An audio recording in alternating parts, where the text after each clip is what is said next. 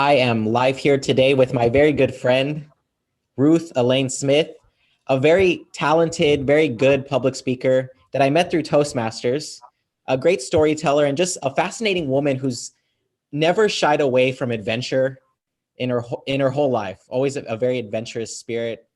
And today, let me see if I got this right. Today, we are going to be talking about her experience becoming a pilot of planes. So someone who's able to fly out of, major international airports, or at least the airport here in San Antonio. And we're also going to talk about her experience living off the grid and stories that she has from that time and what she learned from that experience of flying a plane. So extremely excited to have you today. And thank you for being my guest today. How are you doing today, Ruth? I'm doing quite well, thank you, Joseph. And it will be interesting to see how this all plays out because I'm not used to doing interviews, so it should be fun. Yeah, it'll be fun. It's just a friendly conversation. And Okay. I asked you on because I really think it's fascinating, some of the stuff that you've done, some of the stories I've heard about you from Toastmasters. So, Well, I've been in Toastmasters for a long time, so I'll have to be really careful because if any of my Toastmaster friends watch this, they will know how many times I said, ah. That's one of the things we learn early on in Toastmasters. We have a bell to prompt us so that we don't use that faux pas and say too often. So what would you like to know first? So I want to talk first about how you got into piloting planes. When did that thought first cross your mind that you wanted to be a pilot? Well, actually, I first got excited about flying when I was a little girl living on a farm in Northwest Iowa. And I hate to tell you how many years ago that was, but it was a long, long time ago. And there weren't that many planes. So on the rare occasion when I would see a plane fly over, I would run out in the yard and scream at the top of my lungs, "Come down and give me a ride." And I just thought for sure those pilots up there would hear me, and one day one of them would land on the farm and I'd get my ride. But that didn't happen. But we did move to Wakefield, Nebraska when I was about 9 years old.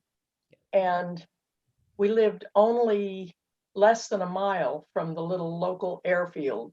And that was my favorite hangout spot. I used to go and sit and watch the airplanes coming and going. And one day I got real brave and I found an airplane that was not locked.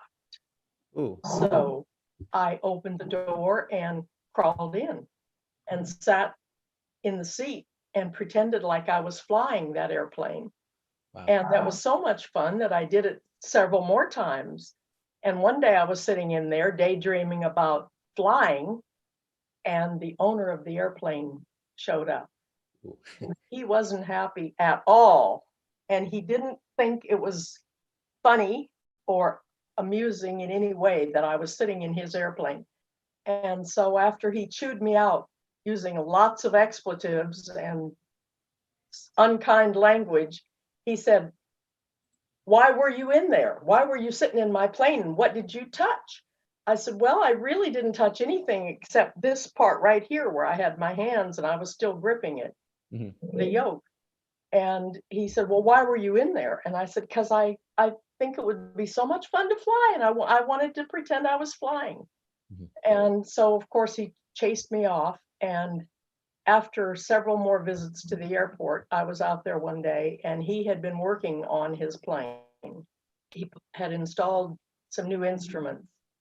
And he said he was going to take a little test ride around the patch. And if I would run home and ask my mother, that I could probably go for a ride if she said it was okay. Well, there was no way that I was going to ask my mother for permission to fly in an airplane. Yeah. So I left and sat down by a tree for a little while, what I thought was a long enough time. And then I ran back and I said, "It's okay, I can go." I didn't actually lie. I didn't say, "My mom said it's okay." I just said, "It's okay." And so that was my first airplane ride in a little two-seater airplane. Yeah. And I went on with life after that. It wasn't like it consumed me. But after we left Wakefield and I went on with other things, ended up coming to San Antonio. And when I went back up to Sioux City after a failed first marriage, my first husband, who had been extremely controlling of all moves I made, didn't ever want me to go any place by myself or be out of his sight. I decided the most adventurous thing I could do would be to learn to fly. Yeah. So I joined a flying club, Wings Aviation, at Sioux City Municipal Airport, and I started taking flying lessons. Very cool. So started taking flying lessons. And what is a flying club? Do those still exist? Like for someone who's unfamiliar with flying culture, what is a flying club? Yeah, I think there are probably still flying clubs, but back in those days, this particular flying club was a part of a fixed base operation there. Fixed base operation is something where they repair airplanes and fuel them and so forth. And so this Wings Aviation was a part of that fixed base operation. And it was quite reasonable flying. People these days would be totally amazed because we were flying Piper 150, not Piper,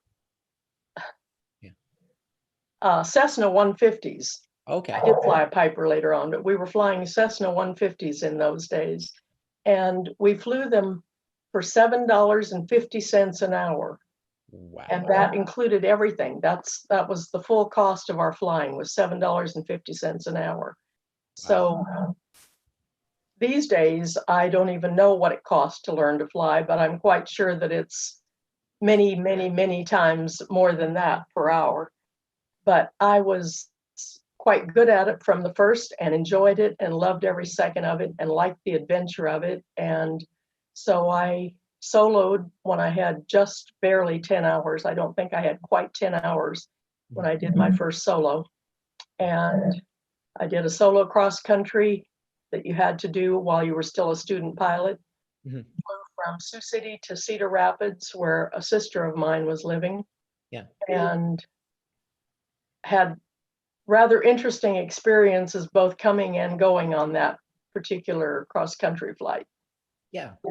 What was that like? If you don't mind expanding, what were those experiences on that first cross-country flight that you took alone? Solo, I'm assuming, was alone. So yeah. Well, the very first thing that happened is because of the fact that I was female and all the rest of the students that were in that particular flying club were male, and there were several that were actually, they were licensed instructors. They were qualified licensed instructors, but they were all building time, hoping to get into something full-time with aviation. Yeah. And on my first solo cross country, I did not realize that if you're flying at a lower altitude, you do not lean out the fuel mixture. And so when I got everything all set and I'm cruising along, I leaned out the fuel mixture. And I flew along for another 15 or 20 minutes and it sputtered and the engine quit. Ooh. So it's not a good sound when you're up there and it's total silence. It's really scary. Yeah. Anyway, I had my manual next to me because I hadn't taken my written exam yet. And it was my intention to study while I was in Cedar Rapids. So I had my manual laying on the passenger seat next to me. And I quickly flipped to the emergency procedures.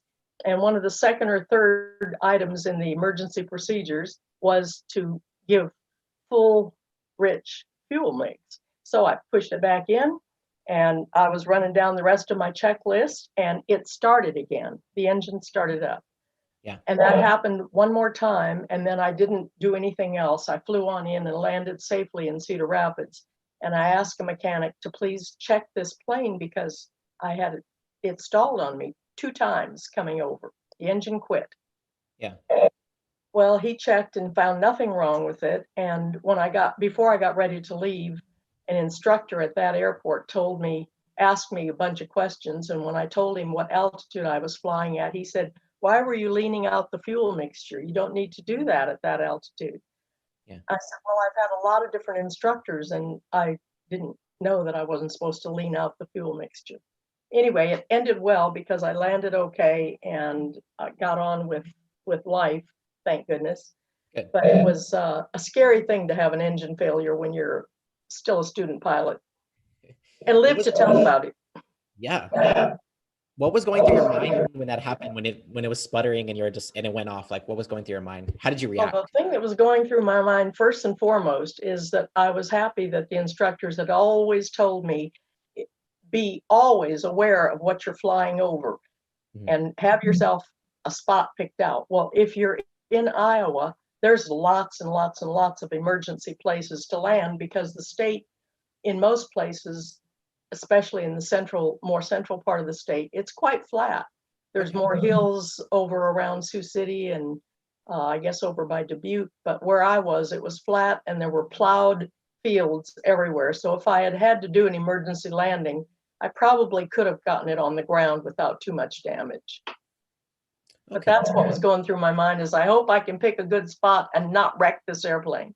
I never really thought about, oh, I'm about to die. Okay. Well, that's good then. That's kind of good. You're focused on the solution, not on like what could have gone wrong. That's good.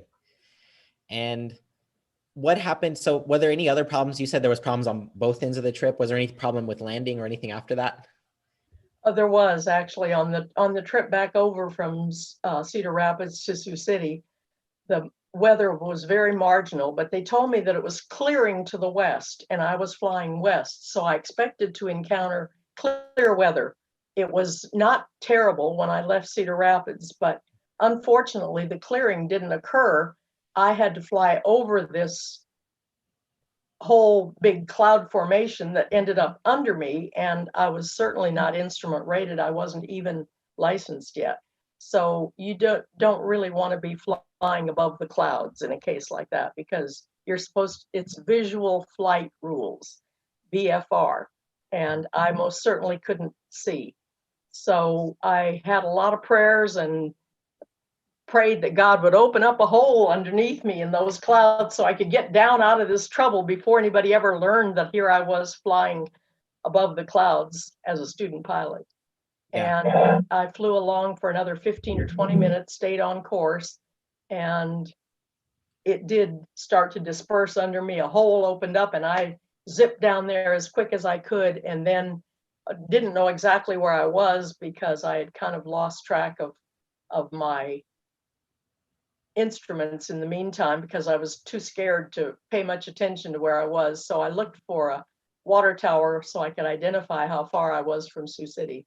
And I did again get saved. My guardian angel sitting right there on my shoulder got me into that airport, and no one there knew what I had been through in the coming and the going.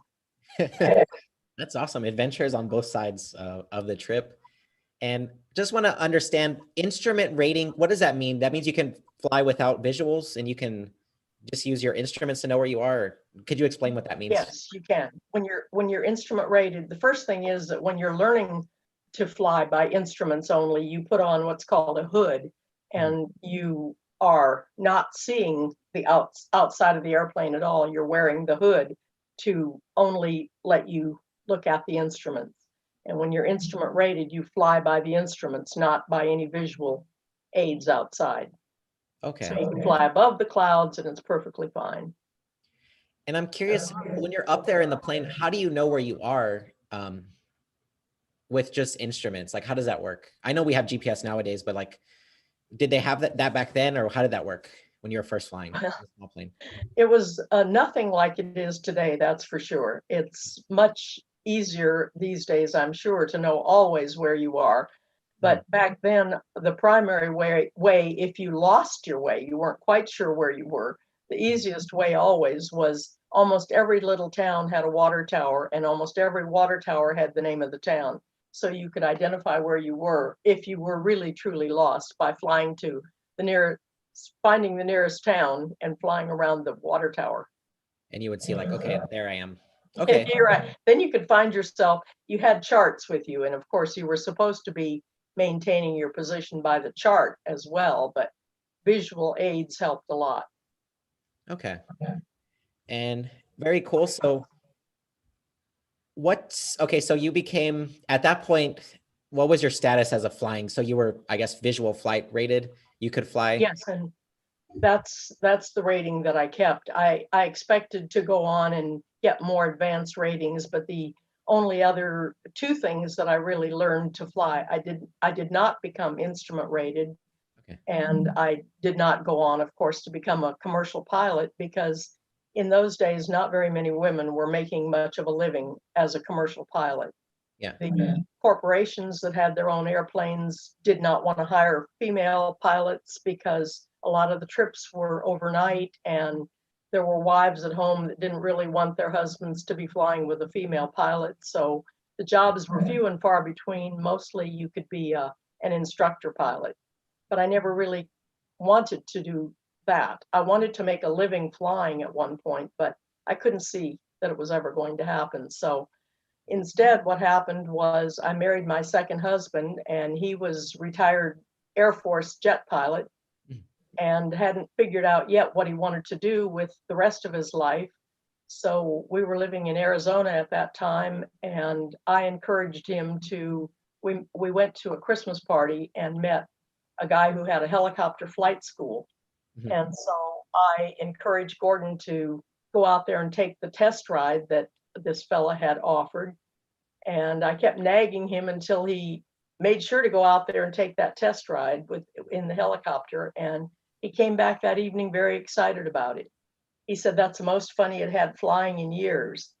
So soon after that, he started taking helicopter flight lessons, which was a very big jump for somebody with 4,000 plus hours in military aircraft to be going from fixed wing jets to helicopters. So it was a harder transition for him than it was for me. I started taking flying lessons in the helicopter soon after he did, and I was able to do it without all those thousands of hours of experience and training that he had. So it was quicker and easier for me to learn the helicopter than it was for him. But he told me he was going to get rated first and then he was going to teach me. Well, I vetoed that idea early on because he tried to teach me to play golf. And that didn't work out very well either. So I didn't think that him teaching me to fly the helicopter was a good idea. So we both had the same instructor, and we both got our ratings, and then we bought a helicopter of our own, and we were going to set up a school like the one we had attended. Well, it was a really bad business plan because it was the time when a lot of very experienced helicopter pilots were returning from Vietnam, and they couldn't all get jobs as helicopter pilots. There wasn't enough of a demand for the number of pilots that were out there that were very, very well trained, military trained helicopter pilots. Yeah. So we struggled along with that for about a year and lost money heavily during that period of time. And a friend of ours came along and he said, well, you're doing the wrong thing with your helicopter. You really should be in the spray business. So my husband went to Montana, and I put our home up for sale and got it sold and put our furniture in storage and made a trip back to Iowa and spent the summer in Iowa while he was learning to do crop dusting with the helicopter, spraying really. Yeah. And so then we moved to Twin Falls, Idaho, and we both flew. I did most of the groundwork, which meant I did all the contracts with the farmers and all that. And then we hired two pilots to work for us that did a lot of the spraying. And Gordon took care of all the maintenance of all the machinery and getting the mixtures right and doing all of that stuff. So then neither one of us were flying, and that was the whole idea in the first place. Yeah. But when you're in business, you do what you have to do to survive. So that's what we did.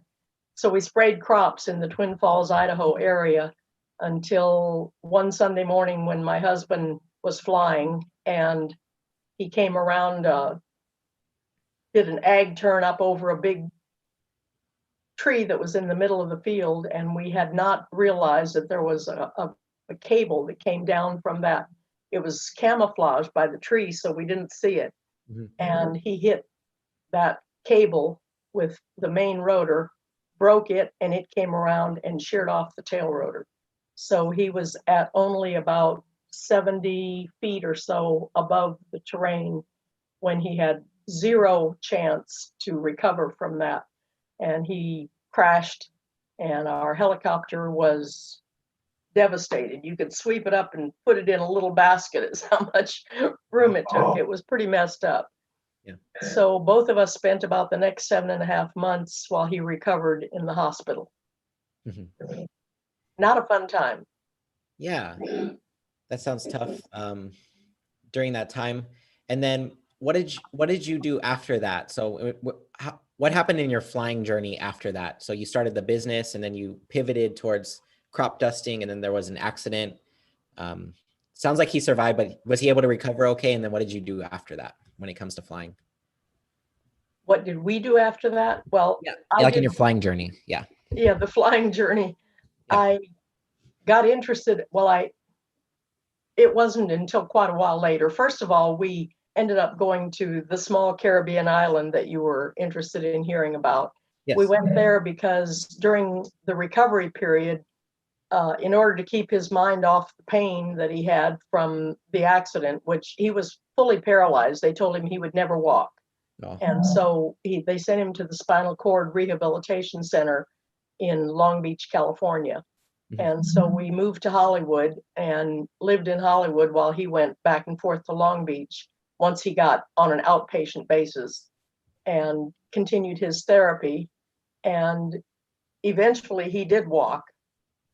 But our flying days were pretty much ended with that, except for the fact that he did buy me a 3-jump parachute package for Christmas that year.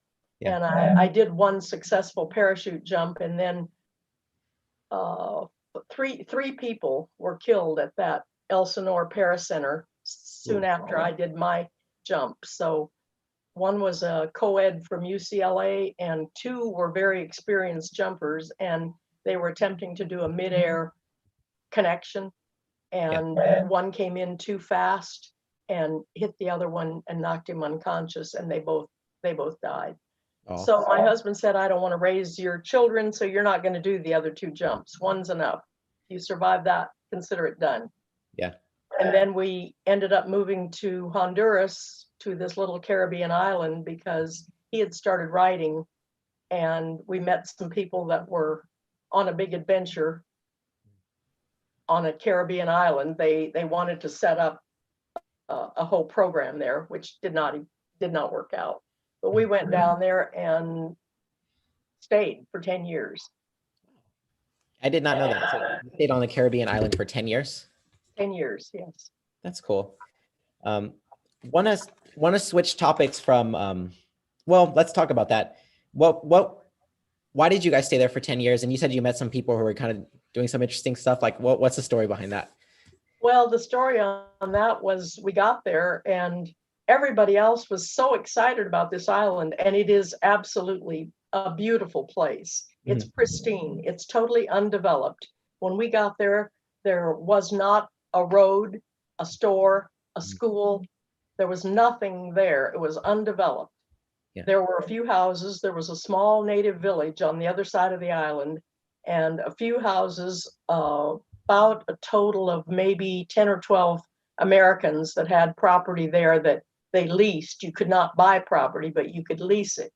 And they had built beach houses to stay in. So when we went there, my husband fell in love with that island, and he said, one day he said, I want to go for a walk. He said, I want you to come with me. And so we went up this zigzag trail all the way to the top.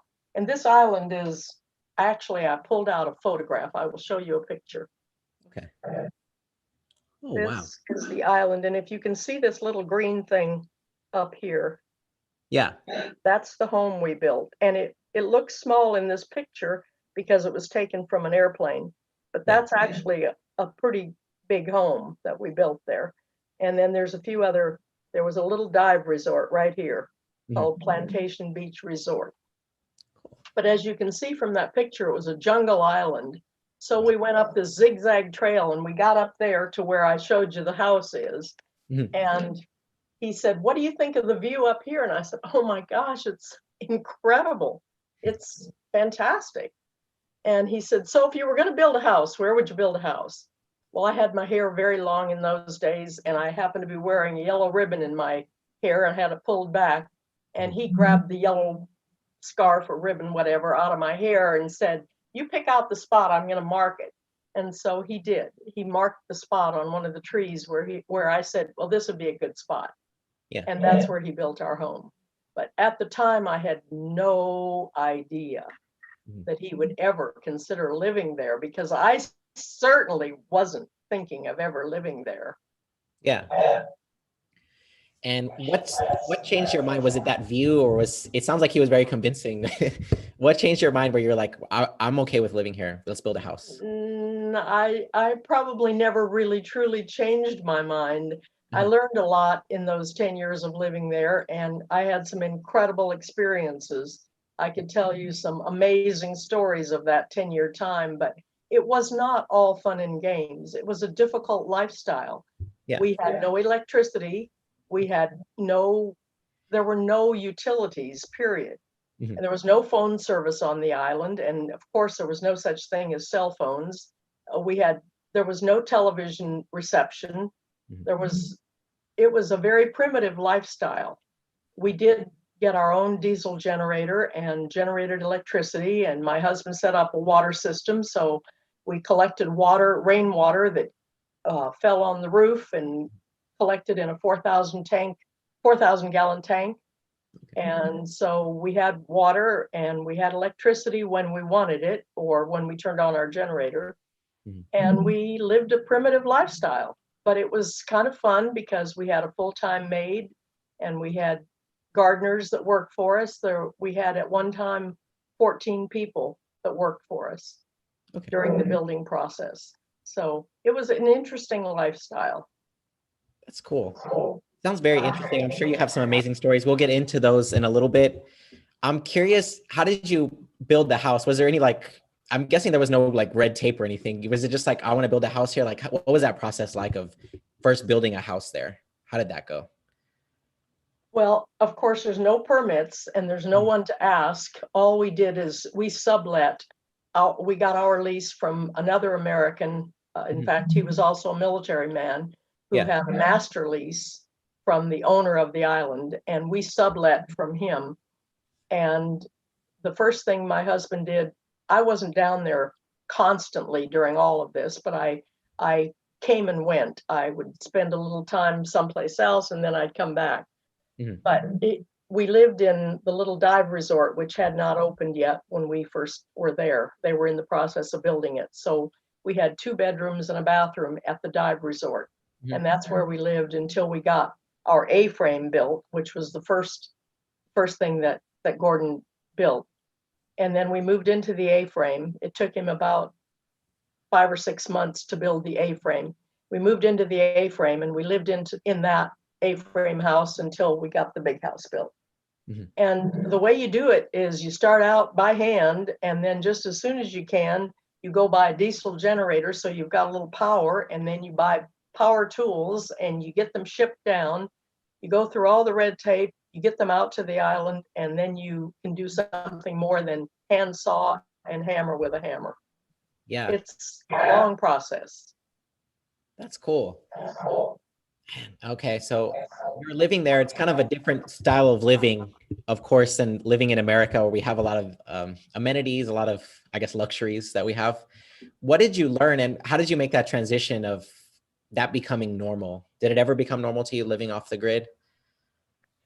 Well, yes, it did become normal, and we learned a lot of things. My husband learned very early on that he didn't like making the trips to town and doing the shopping and the ordering of supplies and so forth. So that became my primary job, which Mhm. was good because it put me in touch with civilization. I Mhm. homeschooled my son and my daughter for part of the time. She wasn't with us most of the time because she was already a teenager by then, and she did not think living on a small, basically deserted island was cool at all. She was with us for a short time, but not the full 10 years. Mm. My son grew up there. He loved it. He was always on an adventure. He was always digging for pirate gold. He was sure he was going to find great treasures. Yeah. And he very quickly learned to speak Spanish and actually grew up speaking both languages equally as well. He spoke Spanish very naturally because he grew up with it. But I learned how to bake my own bread. I learned how to, well, we tried all different ways of gardening, and unfortunately the critters that ate green things were far more in abundance than our ability to keep ahead of them. So we finally gave up on gardening. We did grow our own pineapples and we grew our own bananas and citrus, but mostly everything we planted got eaten before it could get mature enough for us to eat it. Yeah. That's cool. So gardening, and did you guys hunt there? Like, how did you get the other types of food, or was it mostly just from through gardening? Our closest town was 25 miles away, and I normally went in twice a month to do food shopping. And Okay. we packed our meat and perishable fruits and vegetables in large boxes with ice, which we hoped would last at least till we got home. Sometimes we didn't have ice, and you would just hope that it was good enough that you could make it all the way. It took about 4 hours each direction to go back and forth. We didn't have fast boats. What we mostly used were local, what they called cayucas, dugout canoes that had a diesel engine on the back. And to go 25 miles took 2.5 to 4 hours, depending on how rough the sea was. Wow. So it was a real challenge. Yeah. But we did buy our meats and vegetables and so forth at the market in town. La Ceiba was the nearest town. That's cool. And in 10 years, you must have some amazing stories. What's a story that sticks in your mind from that time that you just can't forget?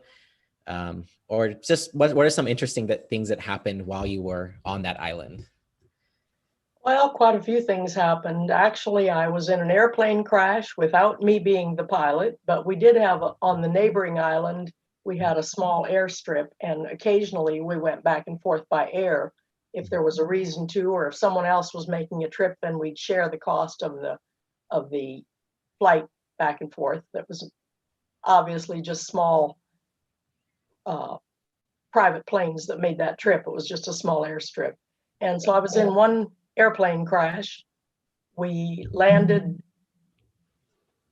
I guess, I'm not exactly sure what happened. We landed too far down the little short strip, and he ran out of strip before he could run out of speed. So he had a choice of either doing a very tight turn to save going in the ocean, or the other choice was you're going to end up in the Caribbean.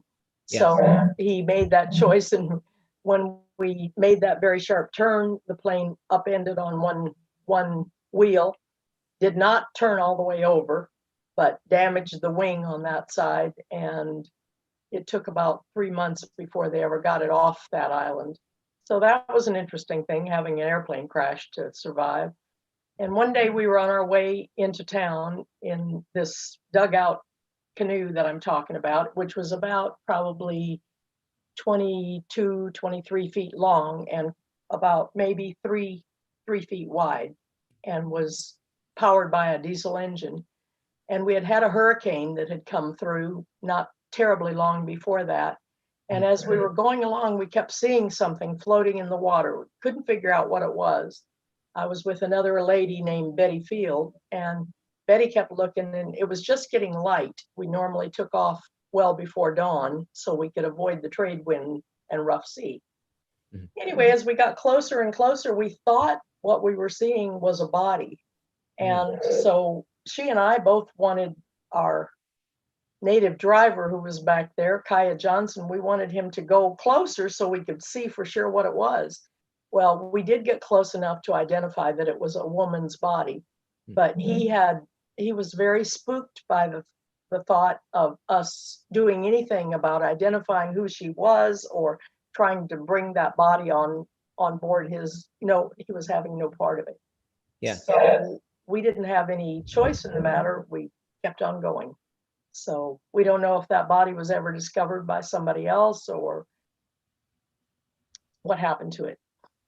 That's crazy. In the middle, in an island in the Caribbean, basically just a body while you guys were on the canoe. That's crazy. Say again?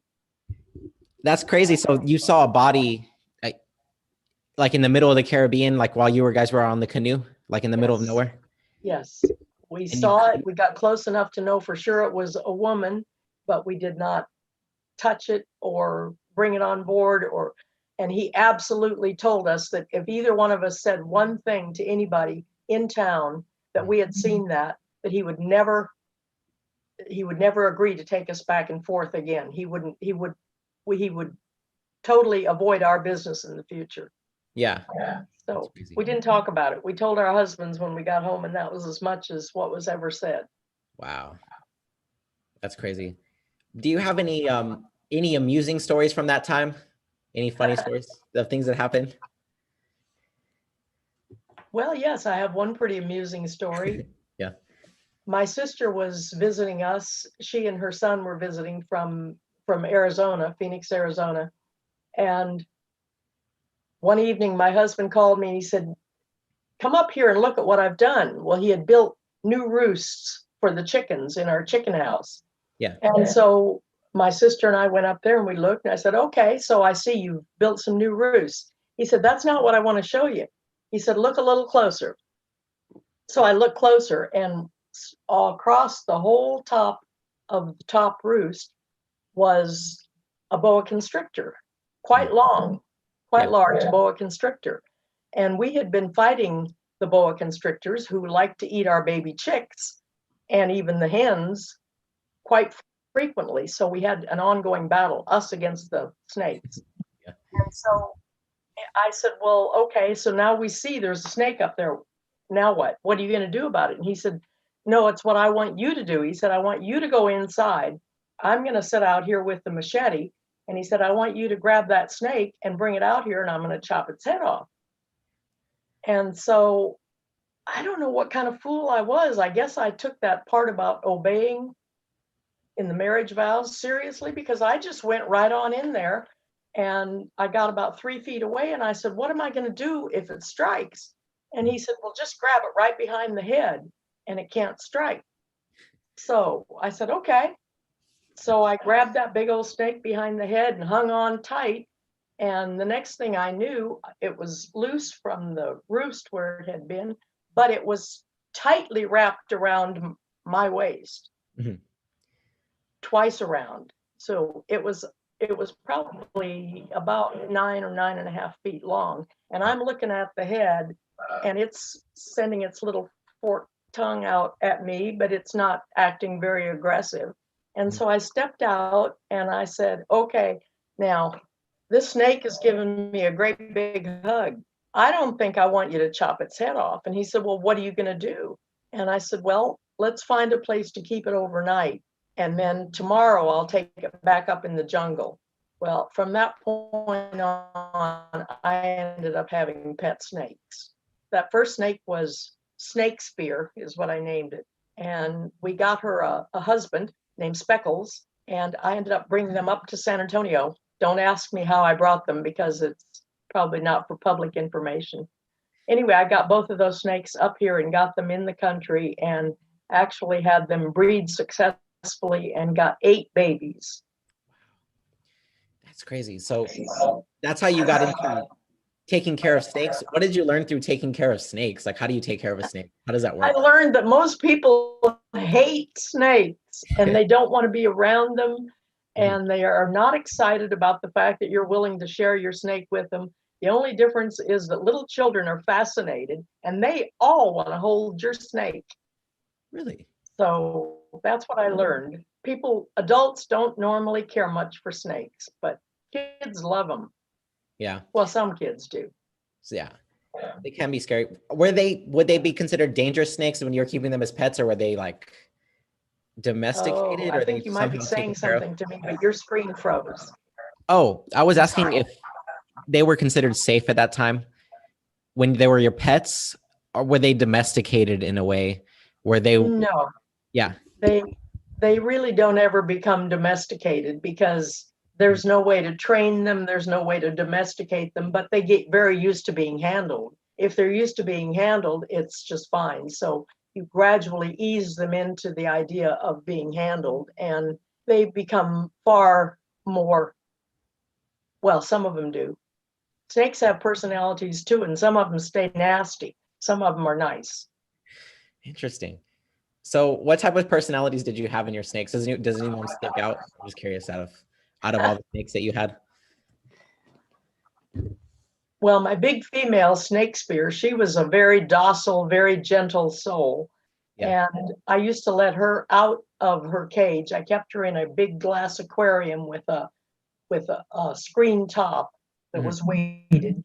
And she didn't really like being in there too much. And so when I was home by myself, I would let her out of the cage.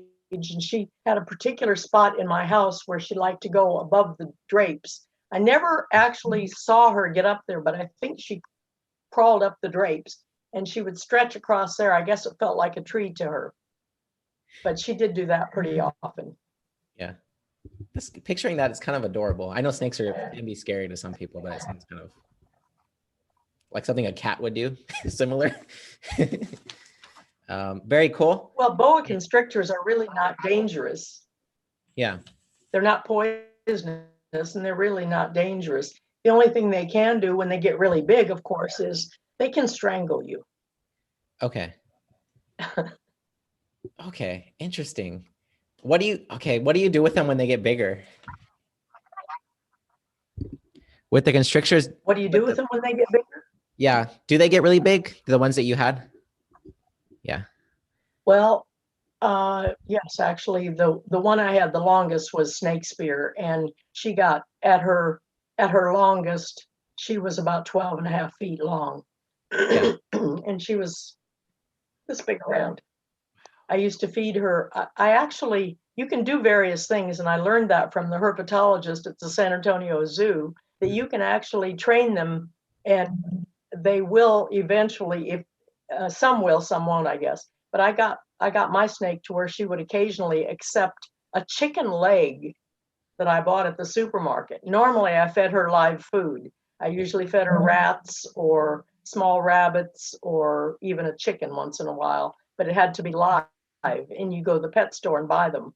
Yeah. But he told me that in case of an emergency, that if you microwave the chicken leg just long enough to make it warm, that you might be able to get your snake to eat it. And she did a couple of times. She actually ate dead chicken legs. They normally do not eat dead food. Yeah. Okay. Okay. That's interesting. So they like the hunt kind of, did they just eat it or was it still like constricting the chicken and then eating it? Like, what was the process for that? Well, no, what they do always is, yes, they wrap around it. They're very slow and very patient. They wrap around it, and then they, as the animal that they're eating exhales, they squeeze just a little bit tighter and a little bit tighter and a little bit tighter until the animal doesn't have any more lung space. And so they suffocate the prey, and then they swallow it whole, of course. Their jaw disengages and they're able to swallow very large things whole. That's crazy. And you got me on this, we're on the stream of the snake, but I want to see, can they get humans? Like, how big would a boa constrictor have to be to get a human, to kill a human? Is that possible? How do they relate to humans? Yeah, a boa constrictor. Say that again. How do they relate to humans? No, would it be able to kill a human, a boa constrictor, if it gets big enough? How big would it have to be to do that? Can you hear me? So I was asking, how big would I'm sorry, you Oh, it did I says freeze? my internet connection is unstable, so you're cutting in and out. And I did not hear your question. Oh, no problem. No problems. That happens. Are you able to hear me now? I heard that last thing. Are you able to hear me now? Good. I'll just say, if anyone's watching or anyone who's watching, feel free to ask a question for Ruth. And my question is, are boa constrictors, is it possible for them to kill humans? And how big would they have to be to do that? Small humans, yes, they certainly could. They actually probably could kill a full adult human under the right circumstances, and if they wrap the right, yeah, they could kill you. Okay. But if you got, and it has happened a few times, if you got in the wrong situation and had no help or no one to help get it loose from you, yes, it has the capability, but it doesn't usually happen. It'd be rare. And if it does happen, call for help because they're patient, and then someone would probably just like kill it, I would guess, right? For you. Yeah. Yeah, you'd have to have help pretty fast because it doesn't take all that long until you would not be able to breathe. Okay. Wow. Okay. So in this experience of living off the grid, what are some of the lessons that you learned, or what tips would you give for someone who's in a similar situation where they don't have all the amenities, they're kind of having to survive without the things that we take for granted? So what lessons did you learn, and what tips would you have for someone in a similar situation? Because I know we just had a snowstorm here in San Antonio or in Texas. What are your tips for things like that? Well, the one thing is that it's always a good idea, no matter what your circumstances or where you live, to have some sort of staples on hand that would not require cooking, because as very many San Antonio people learned that have all electric homes, when the electricity goes out, you don't have heat and you can't cook, and you can't, most things that we're used to eating have to be processed in some way. So you make sure that you've got a supply of staples on hand. We always did. Mhm. And I think that that's probably the best lesson, is that we're very reliant on electrical power. And the power grid goes out, life is very different. We all learned that the hard way, if you didn't know it already. Yeah, definitely learned that and a few things the hard way. What are some staples do you have any staples that are like your favorites or that really are really good to have, in your opinion, in case something like that happens? Actually, I have a tub of dehydrated food that would probably feed my husband and I for at least a month, maybe 6 weeks. And that's what I would recommend that everybody keep on hand, is shelf stable for 20 to 25 years. And make sure you've got it. And it's sometimes a good idea to eat some of it and replace it, because maybe it wouldn't really last 25 years. Yeah. Okay, that makes sense. And what are some other lessons? I have one more thing to say about Yeah, go ahead. about the flying, and that is, behind me is a montage of hot air balloons. It's stained glass. My youngest sister made it for me. I have a lot of other hot air balloon things in this room because my more recent flying adventures were with hot air balloons. I had a friend who lived here in San Antonio who owned a balloon, and I went ballooning with her quite often. I took a class and learned how to be a good crew member for a hot air balloon, and learned how to fly the balloons. So they're a great, great, great amount of fun. Kind of an expensive hobby, so I don't own one, but they're really fun. That's interesting. And how did you get into that? Like, how recently did you said you had your friend who was doing that. What's the process for becoming a pilot or someone who can fly a hot air balloon? How does that work? There's a whole series of things you have to learn in ballooning. One of the things is, of course, that you're at the mercy of the wind, and so you don't really ever know where you're going to end up. You want a really good chase crew and really good communication, and of course, you want to stay clear of all power lines. So when you're flying low, you want to be sure you're out away from the city, and you want to make sure that you don't get blown someplace where you're in danger situation. They're just so much fun because it's so peaceful and beautiful and quiet when you're up there in between burns. Of course, the burn makes noise, but in between it's total silence, and it's beautiful. You can hear people talking on the ground if you're flying at relatively low level. You can hear dogs barking and so forth. But other than that, if you're flying up just a little higher than that, you hear nothing. It's just silence. Just It's peaceful. peaceful. Yeah. That sounds like fun. When's the last time you went hot air ballooning? When's the last time you did that? The last time I did that was the first time my current husband ever did it. He was pretty captivated by the idea. So he said, let's go to the Hot Air Balloon Festival in Albuquerque. And Yeah. I had been there before, had gone with a different friend of mine to Albuquerque and had been to the Hot Air Balloon Fiesta. But I went with the husband I'm currently married to, and we took a fabulous 1 hour long hot air balloon ride and ended, of course, with the champagne, and it was a beautiful experience. He still talks about it and loved it. That sounds like an amazing time. That was in 2017 was Okay, the last time. Very cool. Sounds like you do all types of flying. Is there any other types of flying that we haven't covered that you do that I missed? Yes, actually, I flew a powered hang glider one time at Whidbey Island, Washington. Yeah. Long ago. How does that work? How does that work? A power hang glider? The powered hang glider I was in was called a MS Quicksilver, and you sat in a swing-like device. It was kind of like a leather harness, and it hung from the center, stabilizing okay. Yeah, where the center, can't think of the word, the center thing that holds the whole thing together, the main center frame. Yeah. Anyway, it hangs from that, and this particular one, it was a motorcycle grip throttle. Yeah. And you could swing your weight one way or the other, and that would turn the way you were the way that the aircraft was going, but you actually did steer it as well.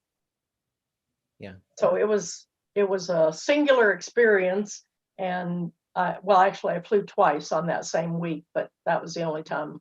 I never did buy one or fly one after that. It was just a one-time thing. That's cool. You seem drawn to the air. Why do you think that is that you're drawn to the air? You mentioned since you were a young girl, you would look up at the sky, look at the planes. Why do you think you're drawn to flying and being up in the air? Do you have any ideas? Can you hear me? Let me know. I did not hear all of that. Why do I think that? So it seems like you're really drawn to being up high in the air, right? Being up high. Why do you think that is that you're drawn to flying? What do you think that is? Like what's alluring about it? What do you enjoy? Oh, you mean like if you're just on the edge of a cliff or something compared to flying? Or what are you talking about? I'm asking more like, why do you enjoy flying? Like, why do you love it? Oh. What about it do you love? It's just, I guess it's just the idea of being up in the air, and I don't know, it's a different perspective on the world, and I just love it. It's anything that gets me up off the ground is I'm game for it. I really just love it. Yeah, that's awesome. And just a few more questions. What lessons have you learned from piloting planes? What lessons have you learned from that? Becoming a pilot and learning to fly? Well, the biggest lesson I've learned is when you're going to learn to fly, make sure you get one single instructor who is in charge of your flying. Don't have 6 or 8 different instructors who do not necessarily coordinate their training, and don't get your training from a very inexperienced instructor, as I did. These were all brand new instructors trying to build time. So that was kind of foolish on my part not to check out their credentials a little bit. So that would be my most important thing. Make sure you know who's teaching you. Pick one instructor and make it a good one, the one that you choose. Yes. Awesome. And final question I like to ask everyone is, let me know if you're having trouble hearing me, but the final question I like to ask everyone is, what is one big final, what's one thing you want to leave the audience with? It can be related to flying, it could be related to living off the grid, or it could just be in general. But if you could leave our audience with just one final message, what would that message be? I guess my message would be that you shouldn't live your life being afraid to try something new, because you never know what's going to happen or how it's going to turn out. But very few people ever reach the end of their life and say, gee, I wish I wouldn't have tried all that stuff. I wish I would have just sat at home and sat in my rocking chair. So I think you should get out there and live life to the fullest and take a step, take a leap, take a jump forward, not haphazardly, but with faith that it's the right thing to do, and with the lack of fear. I'm not saying you shouldn't be careful. I am saying for sure you should be careful, but don't be afraid to try something new. Yeah, that's awesome. You definitely, I love that message. Sometimes the detours are more interesting than the main highway. Yeah, it's like, what's the saying? Like, man makes plans and God laughs. Things never work out exactly as you plan them. I know life is funny too. Sure. For sure. Yeah. I love that message. It's so true. I think sometimes, a lot of times people are afraid to live their lives fully, to really go do the things they want to do, and they let fear control them. So, that's awesome. And I think you can really, can speak on that because you have a lot of experience with flying, which is a lot of fun and can be scary, I'm sure. And living off the grid, I'm sure, can also be scary in its own way at certain points in time. And snakes as pets, that's also scary. So don't let your fear control you. Is there anything else you want to say, Ruth, before I end our live interview today?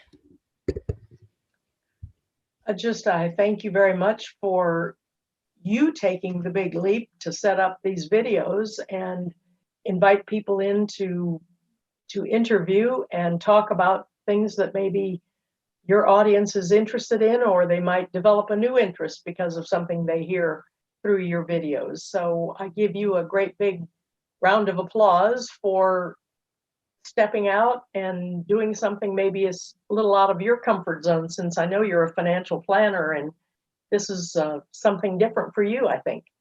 Yeah, I appreciate that. Love financial planning. It's amazing. And I love public speaking. Sometimes I do them together, but I know this isn't related, but I guess with money, you got to take risks too if you're going to make money, right? So it's related to everything. I think if you live in fear, you kind of miss out, and that's its own risk. I don't know, but yeah, I really appreciate that. I'm so grateful to have you as a guest. I learned a lot from talking to you, and I think there's some good lessons in here. So I want to thank our audience for watching today. This will be available after the live interview, and make sure to hit like and subscribe if you enjoyed the interview for more, and have an amazing day.